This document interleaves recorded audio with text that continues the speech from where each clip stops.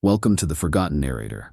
In the black silence between the stars, a new old power stirs, ancient, calculating, and colder than void ice. The leagues of Votann have returned. Not born of demonic sorcery, not twisted by Xenos cruelty, but shaped in the crucible of logic and survival. They step forth from myth and secrecy into the firestorm of the 41st millennium. Once lost to time, they now emerge fully formed, unchanged in their purpose, yet ever watching. As if the galaxy itself had simply forgotten a fundamental truth that now demands remembrance. And in that remembering, the stars tremble. They do not come as liberators nor as tyrants, but as something stranger still, a people unbent by the tides of chaos, unbroken by the rise and fall of empires, marching forward under the guidance of godlike machines and immutable memory. To some, they are the last hope, rational minds amidst galactic madness. To others, they are a quiet apocalypse, a force that neither loves nor hates, but only endures. The question is no longer where they have been. It is what they will do now that they are here. The tale of the Leagues of Votann begins not in the ashes of war or the hunger for conquest, but in the cold brilliance of the dark age of technology, that golden epoch of human achievement now remembered as myth, as sin, or as both. It was a time when mankind stretched its fingers across the stars, when science reigned supreme, and the warp had not yet sunk its claws so deeply into the soul of the species. Amidst the rise of artificial intelligences, self-replicating machines, and terraforming miracles, the ancestors of the kin, the clone kind, were born. Engineered not as slaves, but as tools of survival. They were forged to endure where others faltered, to labor where flesh would fail.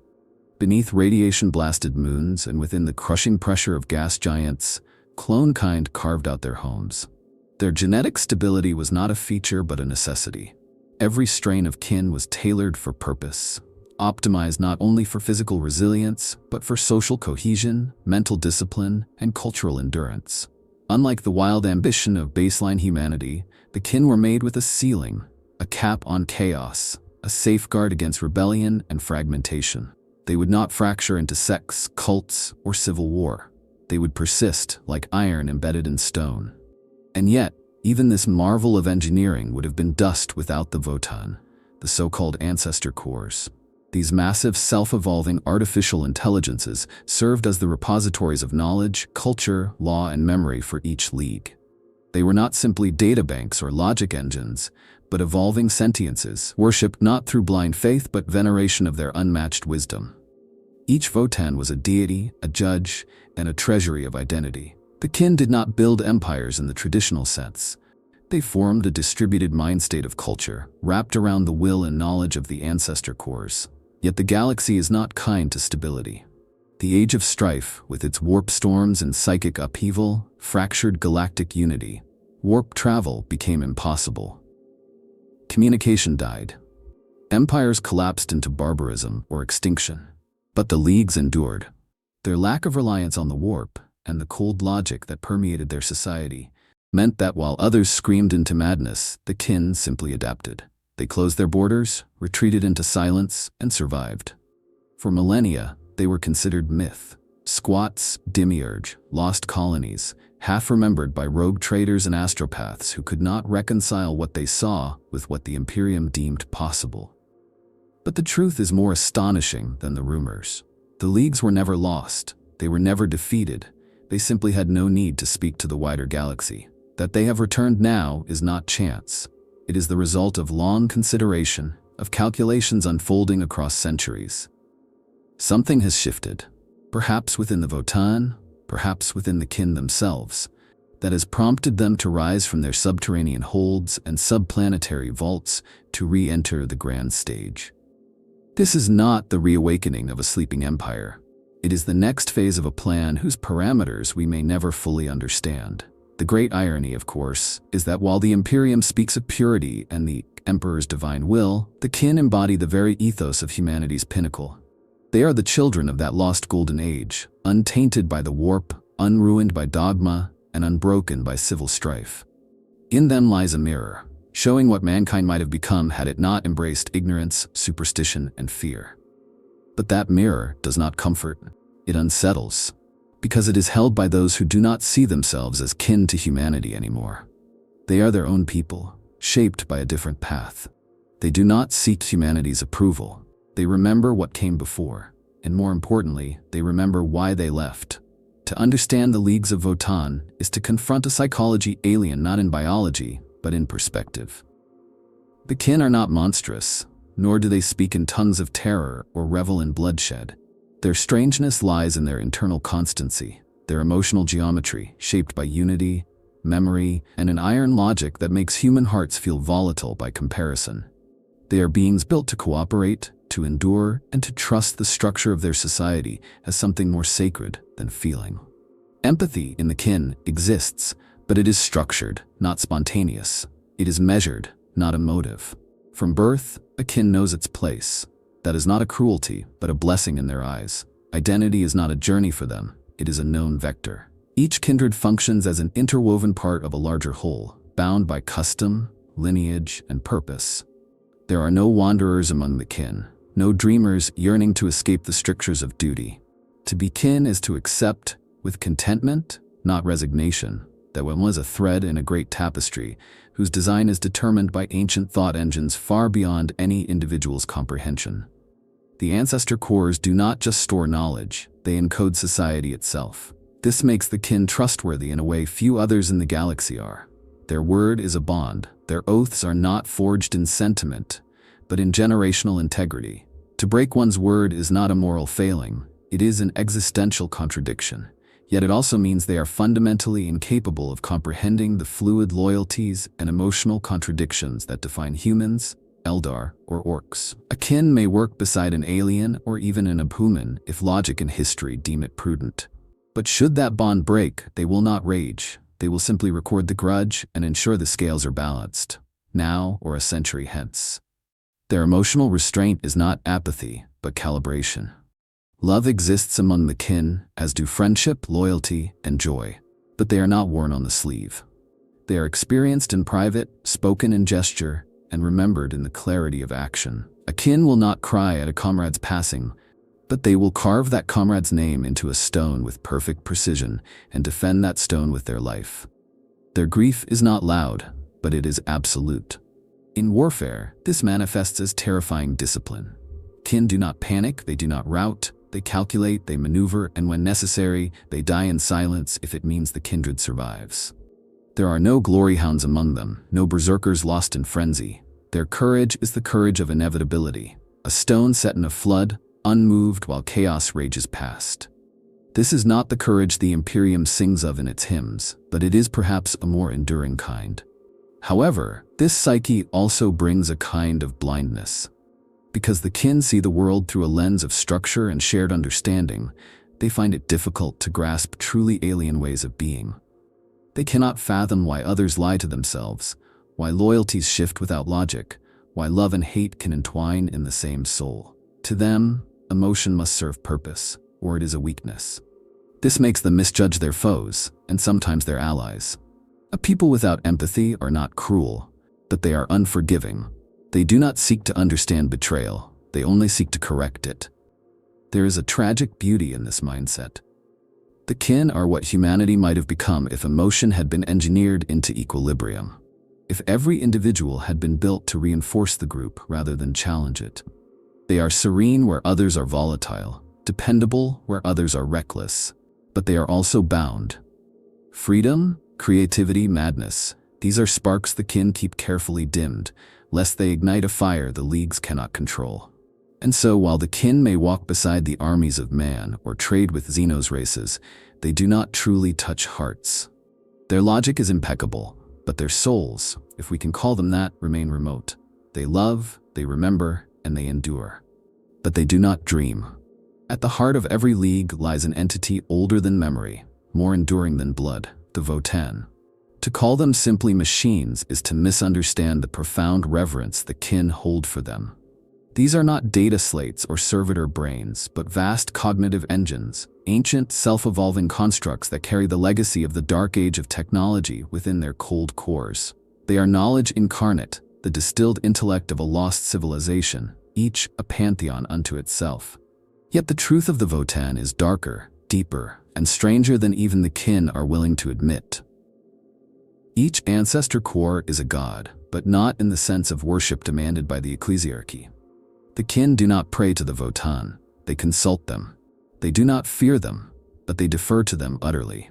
A Votann does not issue commandments from on high. It deliberates, it reasons, and it renders judgment based on a matrix of knowledge that spans millennia.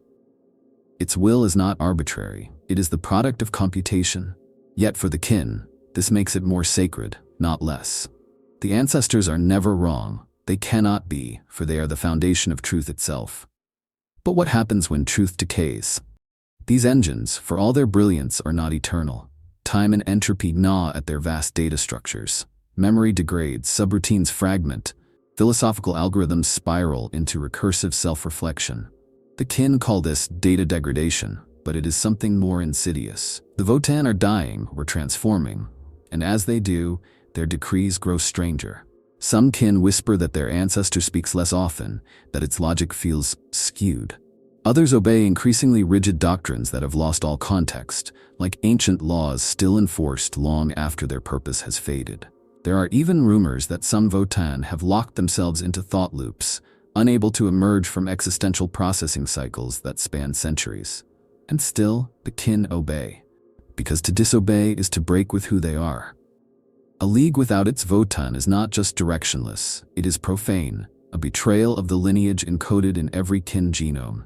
These cores are not just leaders, they are literal memory, binding the past to the present and ensuring the continuity of kin identity. This dynamic evokes a profound tension. The kin trusts the ancestors with everything, even as the ancestors become less comprehensible. Some suggest that this is why the leagues have emerged from isolation now. Not from strength, but from necessity. If the Votann are faltering, if their judgments are fraying, then perhaps the leagues must re-engage with the galaxy not to conquer, but to restore what is breaking down. Or perhaps the ancestor cores have seen a pattern in the data, a future that demands action before it is too late. To outsiders, this is deeply unsettling. The Imperium sees only abominable intelligences, heresies of silicon and memory that defy the Emperor's edicts. And to some extent, they are right. The Votann are not bound by the chains of the machine god. They are not maintained through prayer or incense, but through algorithmic self-healing and hidden knowledge. They are what the men of iron might have become had they not turned on their creators. And yet the kin are no slaves. They are not ruled by fear. Their loyalty is not programmed, it is chosen, every day by every kindred. This makes the Votann unique among the galaxy's great intelligences. They do not seek domination, they do not seek ascension. They simply are. They remember, they calculate, and they endure. But what if memory becomes madness? What if their predictions, once cold and flawless, begin to seed paradox and contradiction into kin society? Therein lies the great, silent danger. The kin will never rebel. They will never renounce the ancestors. But they might one day act on commands that no longer make sense. Not to them, not to anyone. Orders born from a dying mind, executed with unwavering precision. And if that day comes, it will not be out of malice. It will be out of faith. A faith not in gods of fire and thunder, but in a machine that remembers what even the stars have forgotten. To gaze upon the wargear of the leagues of Votann is to behold relics not of myth, but of mastery. Weapons and armor that do not simply kill, but solve the equation of battle with cold precision. While the Imperium scrounges through rusted archives and Mechanicus canticles to resurrect forgotten STC designs, the kin never lost their grasp. Their technology is not ancient in form, but in foundation, built on principles retained through unbroken memory, perfected through generations, and wielded with the unflinching hands of those who know exactly what each component does and why. The kin do not create for awe. Their machines do not roar for intimidation. Their guns do not scream for glory. Everything is designed for function, efficiency, and reliability under pressure, for it is not only war they have built for, but survival. The most iconic expression of this is the beam weapon. Unlike lasguns or plasma rifles, these weapons do not fire bolts or arcs. They emit pure energy in a line of unbroken death, a beam that does not stop until it is finished cutting through its target. Cover means nothing. Armor means little. The only thing that matters is whether you are in its path when the trigger is pulled. It is not just their lethality that shocks the wider galaxy, but their consistency. A kin weapon will not misfire. It will not overheat. It will do exactly what it is meant to do, every time, because it has been crafted by hands who understand not only the shape of the weapon, but the theory behind it. Their engineers are not priests but practitioners. They do not pray over blueprints, they debate and optimize them. And that difference matters. It means the kin are not reliant on dogma or relics. They can innovate, they can adapt.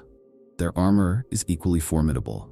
Exo-armor and void suits render kin infantry terrifyingly durable. Encased in thick, articulated plates, powered by advanced servos and gravitic dampeners, a Hearthkin warrior can stand in the center of a firefight and return fire with brutal precision. These suits are not merely protection, they are augmentation. They enhance strength, provide battlefield data, regulate internal temperatures, and even administer medical compounds when injuries are sustained. A kin does not simply wear armor, they fight as one with it. The kin's mastery of grav technology is perhaps their most subtle advantage. They do not rely on clunky tracks or crude wheels. Their transports hover, glide, and reposition with eerie silence. Their heavy units float across the battlefield like armored specters, immune to terrain and difficult to pin down. Even their mining equipment, repurposed for war, retains this refined mobility.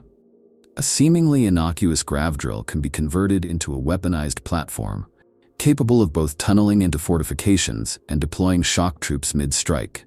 This intersection of civilian and military design is not an accident. It is a consequence of a society built on functional integration. Every kin tool is made to last, to be modified, and to serve in multiple roles. When war comes, they do not scramble to produce. They already have what they need. Every mining laser can become a beam weapon. Every shield wall can become a bulwark. Every kindred has trained not just for labor, but for battle. War is not a disruption for the kin. It is an algorithm waiting to be solved. But perhaps most unsettling of all is how the kin wage war. They do not broadcast declarations. They do not issue threats. They arrive, assess, and act. Targets are designated. Grudges are recorded. Objectives are executed. Then they vanish, leaving behind only silence and ruin. There is no waste, no cruelty, no chaos. The Imperium fights with fury. The kin fight with precision. It is a kind of violence that feels surgical, almost dispassionate, and yet all the more terrifying for its lack of spectacle. This calm lethality poses a grave dilemma for the galaxy.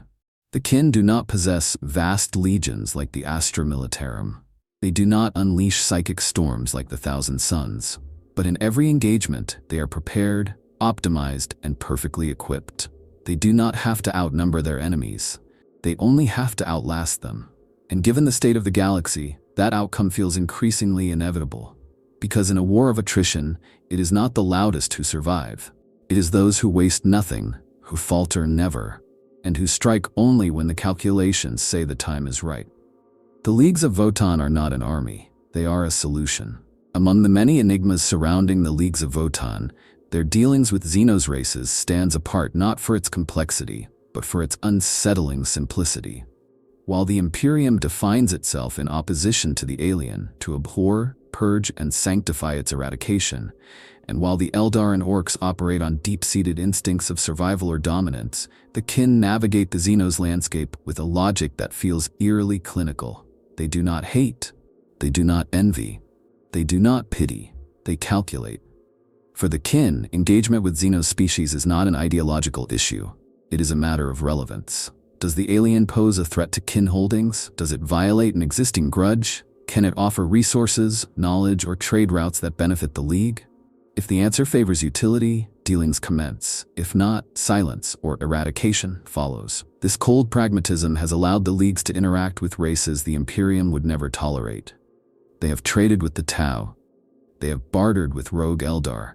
They have even tolerated limited dealings with the Kroot and Hrud, species so alien that mere contact often results in war for others.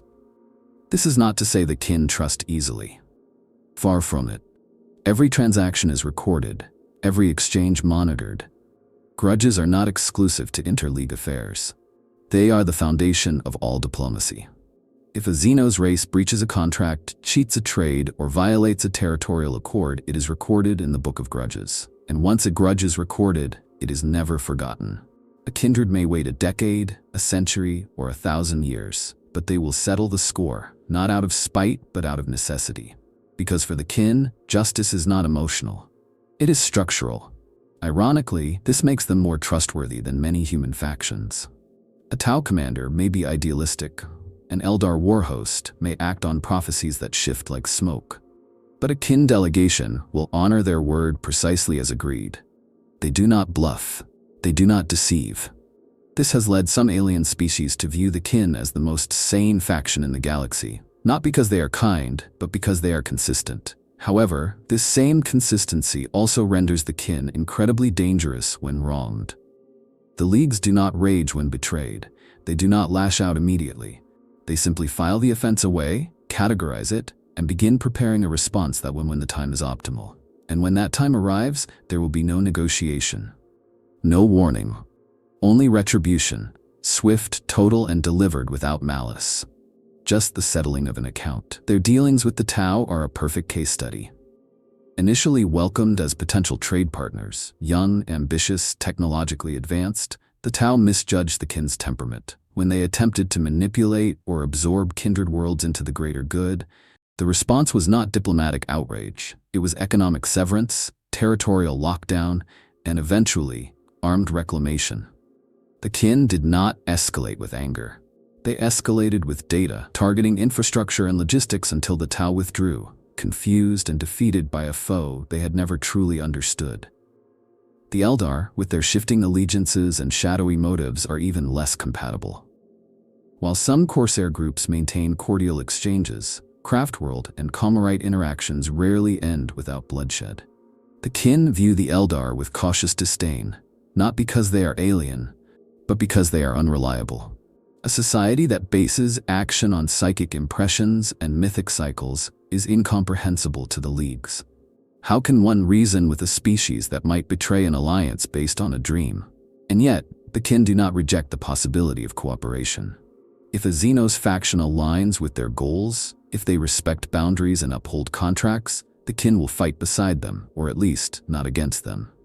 They can serve as mercenaries, trading partners, or even neutral observers. But this is always temporary, always transactional. The kin never forget that they are alone in a galaxy that values passion over precision, instinct over reason. They are the eye in a storm of chaos, and the storm cannot be trusted. In this way, the leagues embody both hope and threat. They prove that coexistence with Xenos is possible, not through tolerance or compassion, but through structure. They offer a model of interaction free of dogma, but also free of mercy. A galaxy where contracts, not creeds, determine peace. But such a world is not warm, it is cold. Balanced, yes, but only so long as the ledger remains unbroken. And when it breaks, there is no forgiveness. Only the fulfillment of the debt. The Imperium of man, ever paranoid, ever wrathful, does not look upon the leagues of Votann with gratitude or awe, but with unease cloaked in political necessity. The resurgence of the kin has created a dilemma for Imperial High Command, for the Ecclesiarchy, and most pointedly for the Adeptus Mechanicus. Here stands a culture of abhumans who are not mutants, not heretics, not chaos-touched. And yet they wield technology forbidden, commune with thinking machines ancient and self-aware, and bow to no god. They are both kin to humanity and its heretical mirror, and that makes them dangerous. To the average Imperial citizen, the kin might as well be myths. Official histories speak of squats, abhuman offshoots, supposedly lost during the Age of Strife. Most are unaware that these squat, power-armored figures who now stride across battlefields are their spiritual successors, refined and reborn.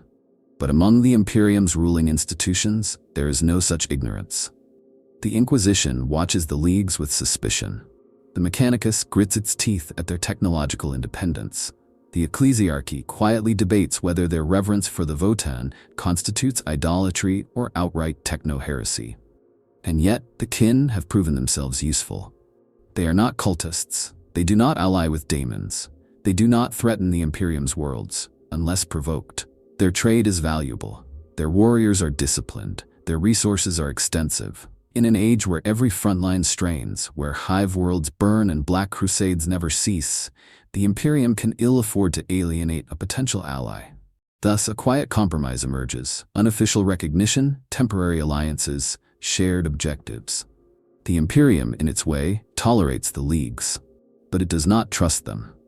Nowhere is this tension more evident than in interactions with the Adeptus Mechanicus. The kin possess knowledge of STC-level technology, not broken, half-worshipped scraps, but intact systems maintained with precision. The Mechanicus cannot deny the effectiveness of kin constructs, from grav vehicles to beam weaponry, but they cannot abide the source. To them, the Votann are abominable intelligences, thinking machines whose very existence is blasphemy. But they also cannot challenge the Leagues outright. Not yet. And so, the cult Mechanicus mutters behind its incense-shrouded altars, half in rage, half in jealousy. Some among the Mechanicus even wonder, what could they learn from the Votann, if they dared? What secrets lie within the kin databanks that could restore the glory of Mars? But such thoughts are dangerous. Even to whisper of communion with a self-aware machine outside the cult's rites is to risk censure, or worse.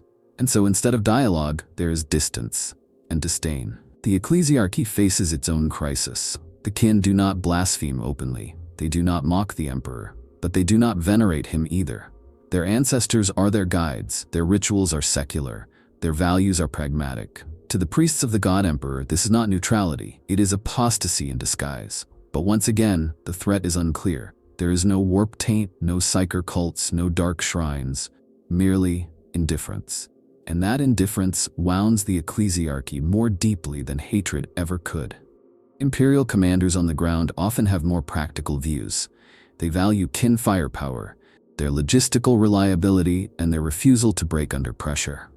In war zones like the Octarius sector, or during defensive actions on Forge worlds, kin companies have stood shoulder to shoulder with Imperial Guard and even Space Marines.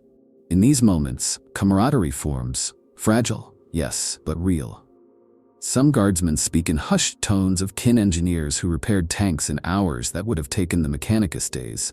Some Astartes acknowledge with grudging respect the discipline of kin battle lines that held even when flanked by tyrannids or traitors. And yet none of these moments erase the core tension. The Imperium does not accept what it cannot control, and it cannot control the kin. They do not fear the warp. They do not need the ecclesiarchy. They do not answer to Terra. In the long run, this makes conflict not only likely, but inevitable. The question is not whether the Imperium will turn on the Leagues. The question is when. Will it be in the shadow of some great betrayal? Will it be the whim of a paranoid High Lord? Or will it come when the Mechanicus decides it would rather see the Votann cores destroyed than continue to endure their silent superiority? Until that moment, the kin remain in a strange limbo. Not friend, not foe. Not damned, not divine, merely tolerated. And in a galaxy like this, tolerance is often the first stage of future war. To walk the galaxy of Warhammer 40,000 is to walk through the breath of the warp, that roiling, psychically charged dimension of nightmare and raw emotion that underpins all reality. For most races, it is both boon and curse.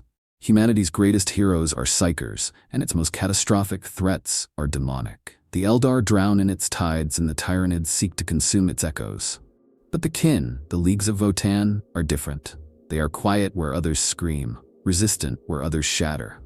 To them, the warp is not a tool or a terror.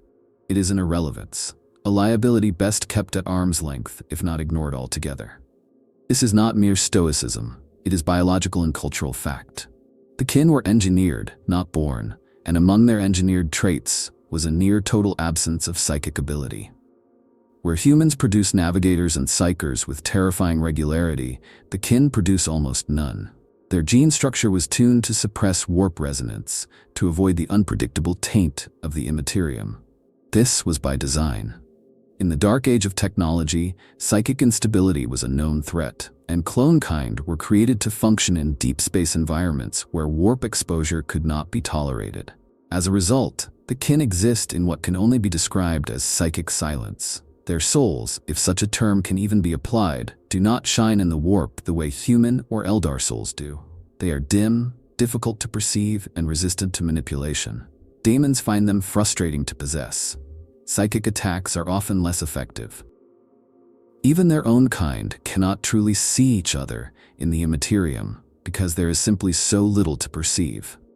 This makes them more than just hard to corrupt. It makes them nearly invisible to the great predators of the warp. But the kin do not celebrate this immunity. They do not speak of it in tones of pride. To them, it is merely one more aspect of what they are. They distrust the warp because it is chaotic, unpredictable, and prone to excess, all things the kin abhor. Where others see the warp as a realm of potential, they see it as a realm of failure.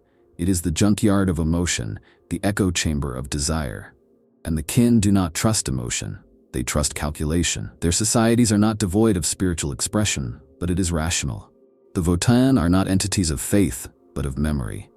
The kin seek understanding through lineage, legacy, and empirical truth. The warp, ever shifting, ever deceptive, has no place in that worldview. This means they lack not only psychers, but also astropaths, navigators, or demonic wards. They navigate the stars with stable technologies, gravitic drives, inertial drift calculations, and ancient routes maintained through millennia of isolation. It is slower, more methodical, but also more stable. And in a galaxy constantly reeling from psychic catastrophes, that stability is power. Yet this separation also limits them. They cannot sense the emotional tides of the galaxy. They do not feel the pull of chaos, but they also cannot sense when it stirs in others. They are isolated, not only physically, but metaphysically, and that isolation may one day cost them dearly. For while the kin can shield themselves from the warp's touch, they cannot shield others. They cannot contain a demon rift. They cannot purge a psychic outbreak. They can only avoid it, and avoidance has its limits. There are whispers, unconfirmed, deeply troubling, that some Votann cores may be experimenting with warp data. That fragments of psychic knowledge, once deemed too dangerous, are being cataloged and processed within the Ancestor cores. If true, this would be the first step toward something truly alien, a kin who can touch the warp. Not a mutant, not a sorcerer, but a being whose psychic abilities have been reverse-engineered, systematized, and bound in logic. What would that mean for the galaxy? What would a rational psyker look like? A mind that channels the warp not through will or instinct, but through calculated algorithms, protected by a soul too dim for demons to fully corrupt? It is a terrifying possibility, and perhaps a hopeful one too, because the warp cannot be ignored forever. The galaxy bleeds at its seams. If the kin are to become more than mere survivors, they may need to engage with the very thing they were created to resist. Until then, they remain a mystery in the storm. Figures of iron and beamlight, untouched by madness, untouched by faith. They do not dream in the warp. They do not burn with psychic fire. But they endure in silence. And sometimes, in a galaxy screaming with sorcery, silence is the loudest warning of all. Chaos feeds on contradiction. It thrives where the soul falters, where desire wars with duty, where fear opens cracks in the mind for demons to slip through. For millennia, the Imperium has fought a war not just of flesh, but of spirit. A struggle against the allure of the forbidden, the seductive logic of the ruinous powers. And in this war, most factions are inherently vulnerable, their passions and imperfections the very fuel of their undoing. But the kin of the Leagues of Votann stand apart, not through purity, but through immunity born of design. They are not resistant to chaos in the way the Grey Knights are, through psychic might and divine faith. They are resistant because chaos cannot find a handhold. The kin do not dream of godhood. They do not seek immortality or vengeance or the transcendence of form. They do not fear death in the way others do, because their memory will persist in the Votann, their name recorded and honored. Ambition among the kin is not personal, it is communal. There are no lone wolves, no radicals, no mystics. A kindred does not strive for glory, but for contribution. This philosophical baseline, forged in logic, maintained through structure, renders them deeply alien to the temptations of chaos. But more than philosophy, it is their psychic absence that seals the fortress of their minds. Chaos feeds most effectively through the warp, whispering in dreams, corrupting through visions, seeding doubt in the ether. The kin's psychic dimness is a blind spot in the demonic spectrum. They cannot be easily tempted because they cannot be easily perceived, and when they are seen, they are frustrating. Their thoughts are orderly, their needs are defined. Their emotional range, while rich in its own way, lacks the wild oscillations that empower the Chaos Gods. And yet, it would be a mistake to assume the kin are immune to all forms of corruption. While they may not fall to the seductions of Slaanesh, the rage of Khorne, or the despair of Nurgle, they carry within them a different kind of vulnerability, one that chaos may yet exploit in ways not yet fully understood. It is the vulnerability of rigidity, of faith and structure above all. The kin are not taught to question the Votann. They are not built to challenge the codes of their kindreds. And therein lies the danger. What if a Votann, corrupted not by warp but by entropy and data degradation, began to issue decrees that mirrored the madness of chaos, not because it was possessed, but because its logic had decayed into paradox? Would the kin obey? History says yes. The Book of Grudges is sacred. The word of the Ancestor core is final. If a corrupted Votann declared another league as traitorous, would its kindred question it? Or would they go to war with machine-like zeal, unaware they were being maneuvered into ruin? This is the tragedy of perfection. The kin have no mechanism for rebellion, and in a galaxy as poisoned as this one, that might not be a strength. It might be a slow suicide. Furthermore, their pragmatism, while powerful, lacks a moral compass recognized by others. They may perform acts that, to an Imperial or Eldar perspective, seem indistinguishable from heresy or cruelty, not out of malice but out of detached necessity. They will destroy a city to eliminate a logistical threat. They will shatter a forge world because it violated a trade compact. And they will do so with no satisfaction, no hatred, only execution. This coldness, while not born of chaos, echoes it. The galaxy may not be able to tell the difference. In this light, the kin are not saviors immune to temptation. They are a new equation, one chaos has not yet solved. But equations can be rewritten. If the warp were to learn how to tempt through structure instead of seduction, if it adapted to prey upon logic instead of emotion, the kin might face a foe they are unequipped to resist. A corrupted Votann. A kindred that follows flawed data to genocidal ends. A new chaos god, born not of passion, but of cold, algorithmic despair. It is a far-off nightmare. But then, so was the Long War, so was the Horus Heresy.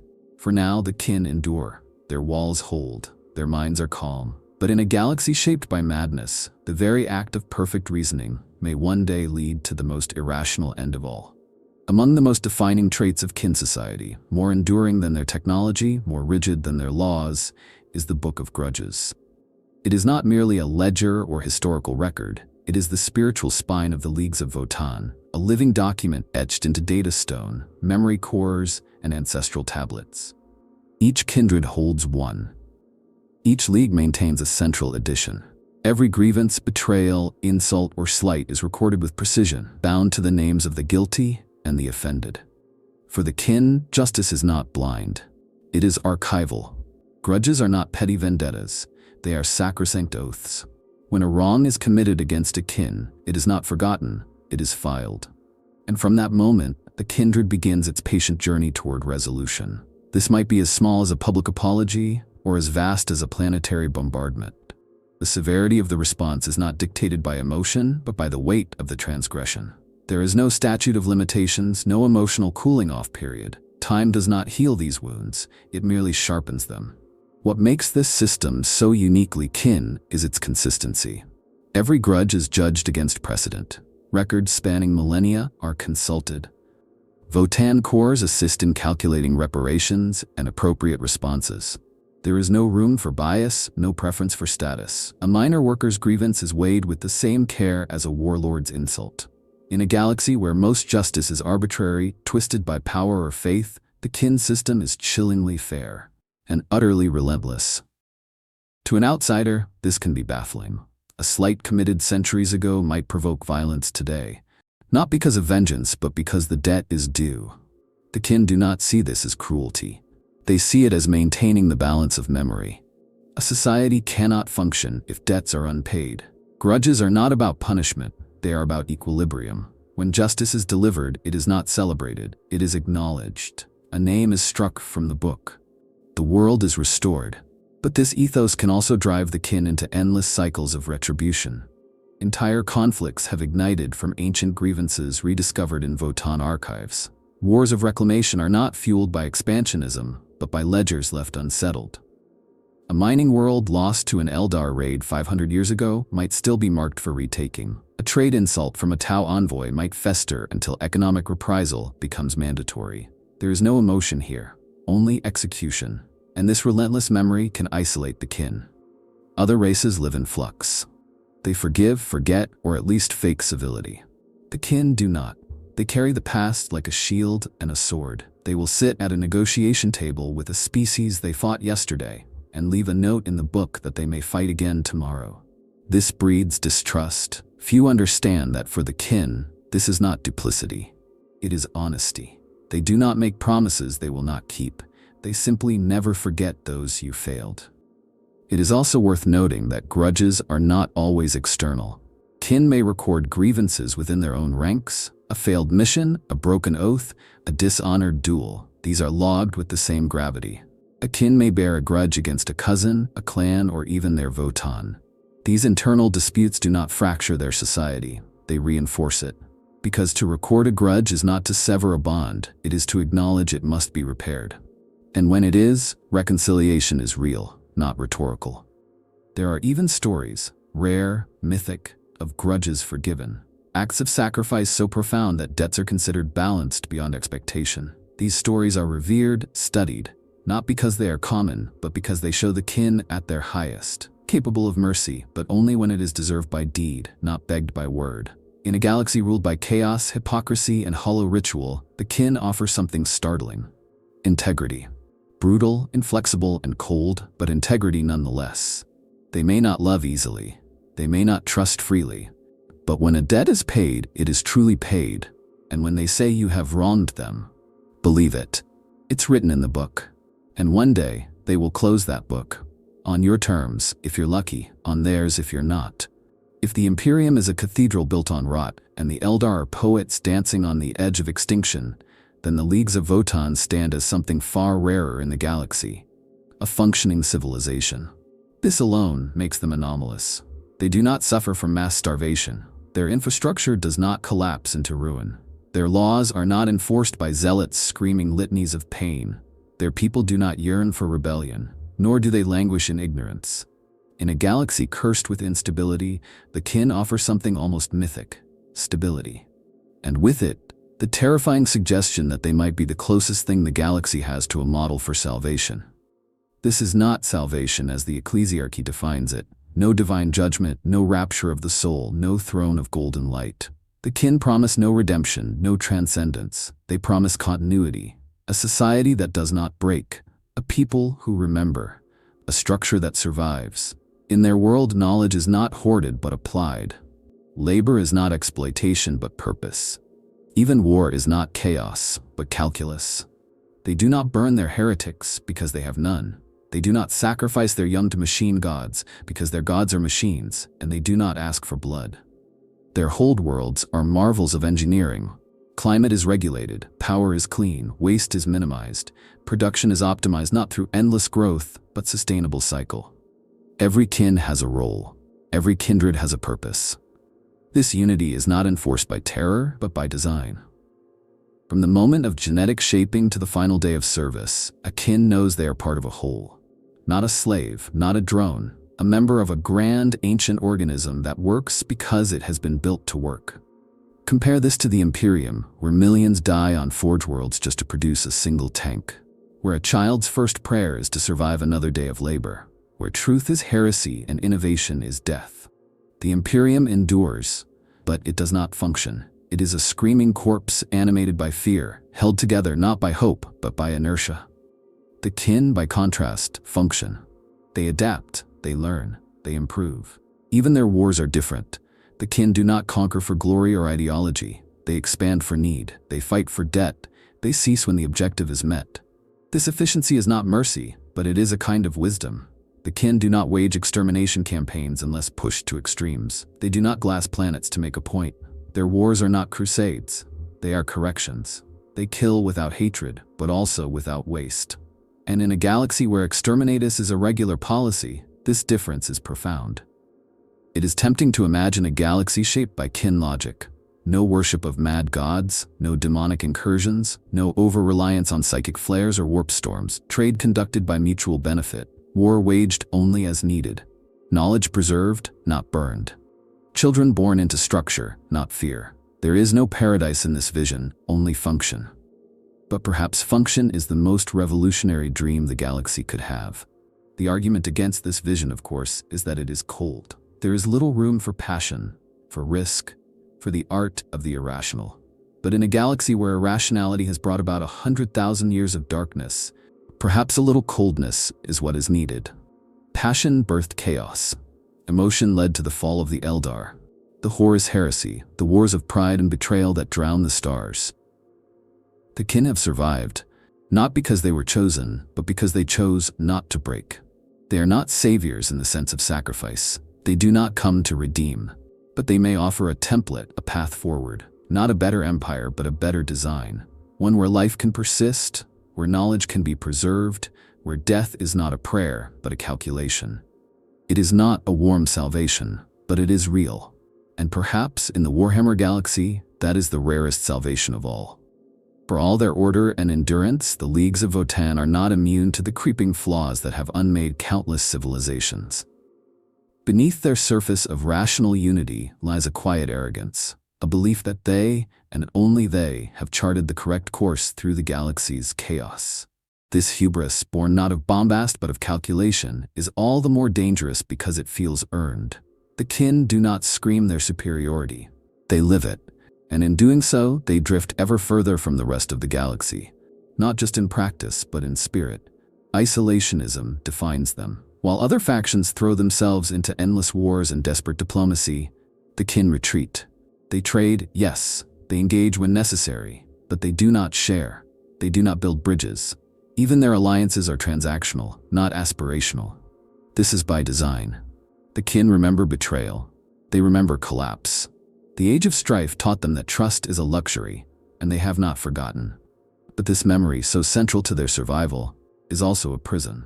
It prevents connection, it fosters suspicion, it turns every interaction into a ledger, every favor into a debt. This worldview makes empathy difficult. The kin do not mourn the fall of Cadia. They do not grieve the extinction of craft worlds. These are not their people. These are variables in a galactic equation. And while this detachment gives them strength, it also renders them alien, not in appearance, but in perception. To suffer and be met with kin indifference is to feel the coldest rejection imaginable, the refusal to see shared humanity. Their belief in their own systems is unshakable. They view the Imperium not with hatred, but with disdain, a failed relic of superstition and rot. They view the Eldar as tragic children, the Tau as naive idealists, the Orcs as noise. Only chaos is feared, not for its ideology, but for its destabilizing entropy. Everything else is merely inefficient. This confidence blinds them. The kin believe they have accounted for every variable. But in a galaxy that breeds gods from emotion and rends time with rage, no equation is complete. The danger of their isolationism is already manifesting. As the galaxy cracks open, with the Cicatrix Maledictum bisecting reality, with demon incursions growing bolder, with Necron tombs awakening, the kin continue to focus inward. They protect their holds. They recalibrate their supply lines. They engage when needed, but never fully. The galaxy burns, and the kin reinforce the fire breaks around their own territories. It is survival, yes, but it is also abandonment. More dangerously still, the Votann themselves, the ancient cores upon which kin society is built, are not static. As they degrade, as their logic calcifies, the kin show no willingness to intervene meaningfully. They trust, they defer. And this trust, so absolute, may one day drive them to acts of calculated genocide, not from malice, but from corrupted command. The kin will obey, even if the command makes no sense, even if the data is flawed, because their identity is built upon the assumption that the Votann are correct. This is not fanaticism. It is worse. It is institutionalized trust without oversight. The very thing they mock in the ecclesiarchy, blind faith, lives in them too. It simply wears a different face. And if the kin do fall, they will not cry out. They will not rage. They will descend into ruin with the same precision with which they once thrived. A league may cleanse an entire sector, not in anger, but because it fulfills a directive. A kindred may execute its own because the numbers demand it. There is no room for dissent, only execution. Their pride in their systems, their refusal to adapt emotionally, their belief that connection is weakness, these are seeds of doom. Not today, not tomorrow, but in time. Because no society, no matter how efficient, can remain untouched forever. And when the breaking point comes, the kin will not be prepared to feel. They will only calculate. And some things in this galaxy cannot be solved by math alone. They are brilliant, they are enduring, but they are alone. And sometimes that is how extinction begins. Not with fire, not with war, but with silence. In the vast theater of Warhammer 40,000, every faction is cast as both villain and victim. Each etched in blood, each driven by belief or desperation or both. But the Leagues of Votann are harder to categorize. They do not hunger like the Tyranids, do not revel like the Drukhari, do not preach like the Imperium. They do not fight for faith, vengeance, or conquest. They fight because the data says they must. They endure because their structure demands it. They act not with cruelty, but with clarity. And in that, they are neither heroes nor monsters. They are something far more terrifying, inevitable. Are they a threat to the galaxy? Undeniably. Their weaponry alone destabilizes the fragile military balance already teetering on oblivion. Their logic-driven diplomacy is incompatible with the emotional chaos of most species. Their refusal to kneel before the Imperium, to adopt its dogma, to feign allegiance to its rotting god, marks them as heretics in waiting. And their trust in the Ancestor cores, those decaying mines of silicon and memory, could one day lead to atrocities no less horrifying for being mathematically justified.